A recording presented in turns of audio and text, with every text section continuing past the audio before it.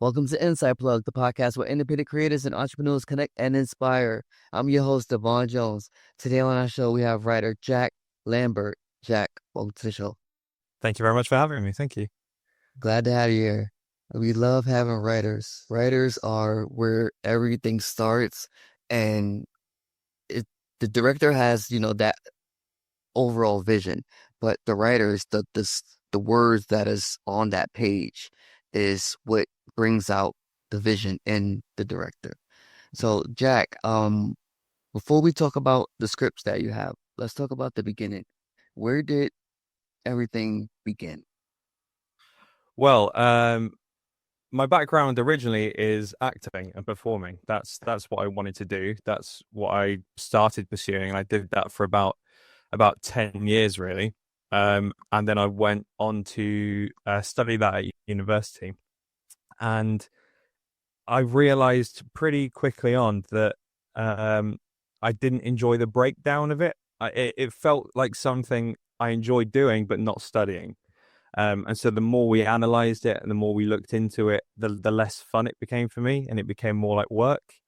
But I started enjoying the creating side of it more and more as we went on.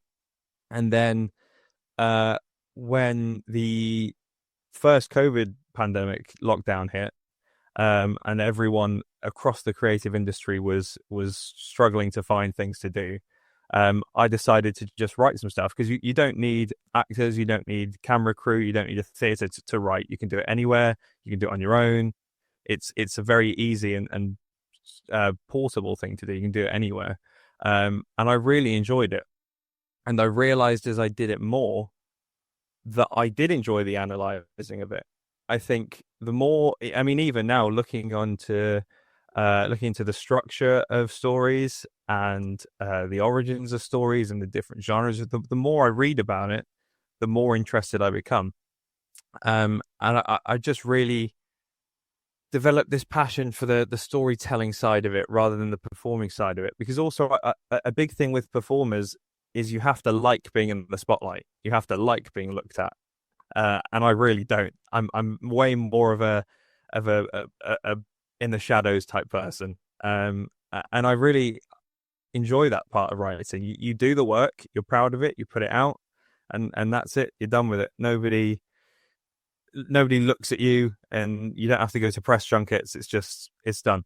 I really like storytelling. I'm really passionate about telling stories and the different ways you can tell stories, and I could do it forever and ever and never get bored. And will happily. That's awesome. I love that. I love that. So let's dive into the writing as the skill itself. So when you're writing a script, do you have a certain, like, a style, like a certain tone?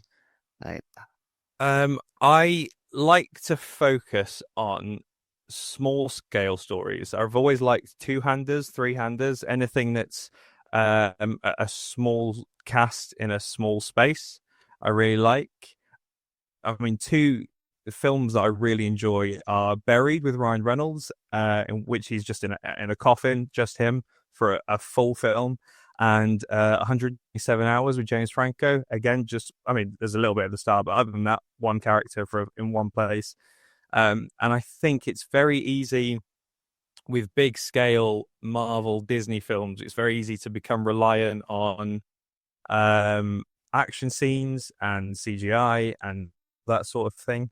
But on a really low budget, when you're really confined with what you have and the time you have, I think that's where great character work comes out. And without good characters, you've got nothing.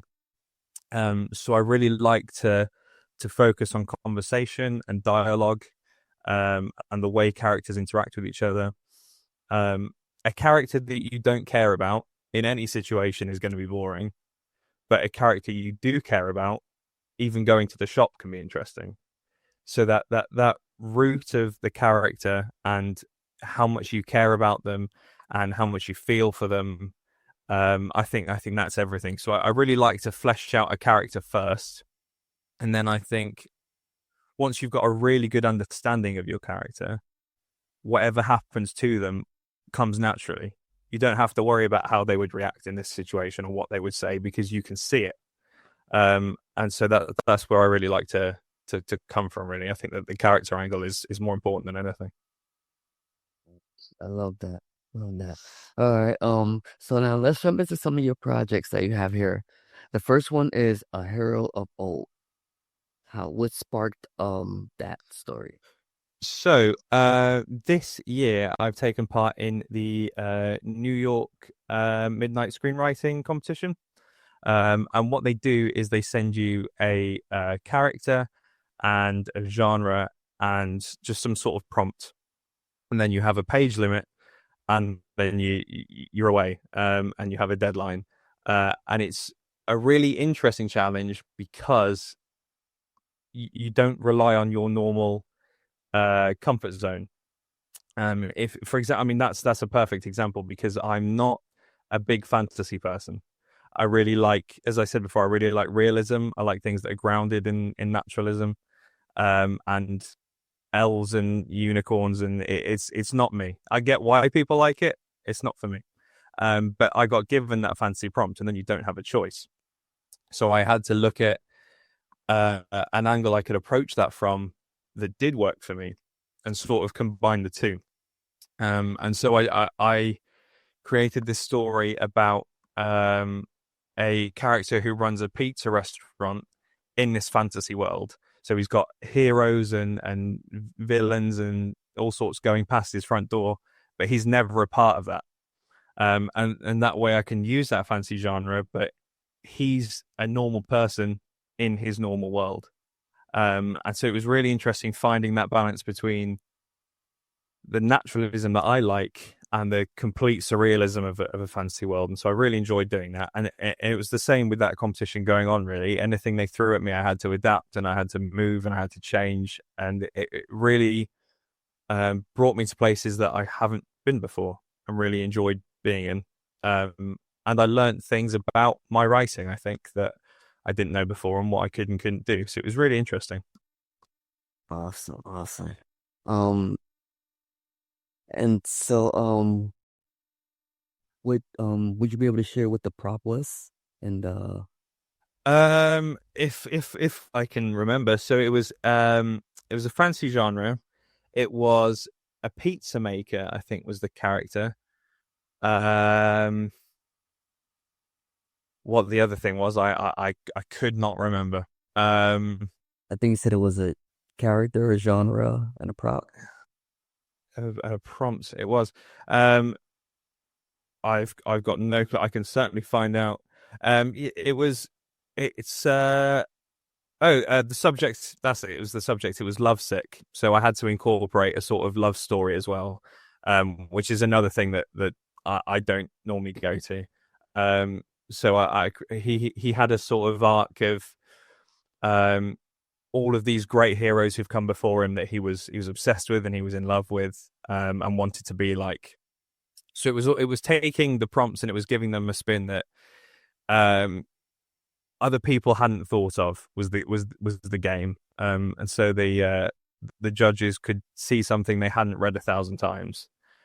So even if it wasn't the best written, it was something they would pay attention to. That was my plan. I love it. I love it. So curious, when you get these ideas, are you with like a team or is it just you by yourself? No, it's just me by myself. I normally have a bank. I've normally got things that I've seen or heard or read or watched, and I'll just keep them in the back of my mind for a rainy day. And then one day, maybe months or years later, something will come up, and I'll go, I've got that somewhere, and I'll take it out and I'll clean it up, and it's ready to go. So I'm constantly building that bank of inspiration, I think. Awesome. Because like the saying, if something is worth making, it'll come to mind. And I'm curious when these short stories come to mind, do you see it as it can be longer into like a feature length, or is it just short is it just that time period for just that moment because of that time constraint for the project? Hmm. Um, I think. everything has the capacity to be made into a feature length project. I think I think short stories and short films are an incredibly underrated medium. I think, especially in the world we're in now, where people have very short attention spans. A lot of things come out are very short and quick. They're designed to swipe through or watching clips. I think short stories and short films are perfect for that because you don't have to dedicate an afternoon to them. You can just sit down on a bus or a train and that does the job. So I think whilst they do all have the capacity to be feature length, I don't necessarily think there's a need for it. I think they tell the story, they get in, they do the job, and they get out.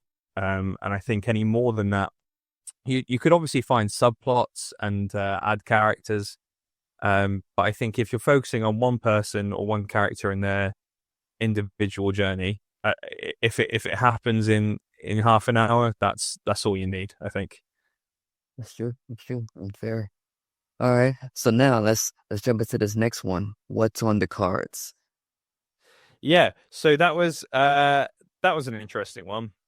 So the character for that was a taskmaster. The subject was no frills, and it was a completely open genre. Um, and by this time, I'd got down to the final round, so we got down from thousands to the last 32, I believe. Um, and we only had 24 hours to write this one. And originally, I did a historical story about a soldier in a sort of limbo space. So he dies and then he wakes up in this trench, guided by this figure who's taking him from one side to the other. Um, and I did that, and I walked away from it, and I thought, job done. And the more I thought about it, the more I thought it might be a bit cliche, it might be a bit overdone. And like I said before, it's not always about the quality, it's about the difference, and it's about standing out and getting noticed. So I sort of twisted that to be a character waking up in an empty hospital, and it's just him and this doctor who's setting him tasks. And as the tasks go on, he gets more and more confused and more empty. And then at the end, he's reborn. So it becomes a sort of reincarnation limbo space. And that isn't something you do see as much. So whilst it wasn't my immediate go-to, it did. I was more confident with it. It felt a lot fresher and a lot more like it'd stand out. And I think that's the most important part of it. Even if it's not something I think is my comfort zone, it's definitely something I think stands out more. Yeah. Oh, nice. Nice. All right. So now we're at Monologue Mondays. Yeah. So this is quite a big part of my life at the moment. This takes up a couple of hours every week. So up to this point, I've been trying sort of one big project a year. So I've been doing a short film every year or a play every year. And this year I thought I'm going to do a little bit, but often, because you've got to write as often as you can as a writer. As I'm sure you know, if you've got to exercise that muscle. If you don't use it, then you can lose it. So you've really got to write as much as you can. And this was a challenge I set myself from the start of the year to write a new monologue every Monday, about 3, 4, 5 minutes in length, different characters, different genres, different places, and just upload them. So it's not for anything. There's no outcome to it. There's no winning or losing. It's just something that challenges me every week, and will push me to do something that I don't necessarily normally write about. And it was perfectly fine for the first 5 or 6. As we went on, I started running a bit dry, but we're still going. We're on 24, 25 now, I think, and we're pushing through. And I'm going to get to the end of the year. I'm determined, and then we're going to have 50 odd monologues ready to go. I love it. I love it. All right. So I'm curious. Like, so you know how, all right, Disney has like their characters. Like, as a writer, when you create characters in a story, would you become like attached to those characters to where maybe later on you can use them in another type of plot or different type of environment, but they're the same character from one of your previous works. Yeah. I don't think I've ever written anything that's a sequel to anything. So I don't think I have ever reused the same character, but I've definitely reused the same essence of a character. So maybe a character that's a younger brother, maybe, and is a bit naive, but has to overcome that. That might be something that comes up more than once.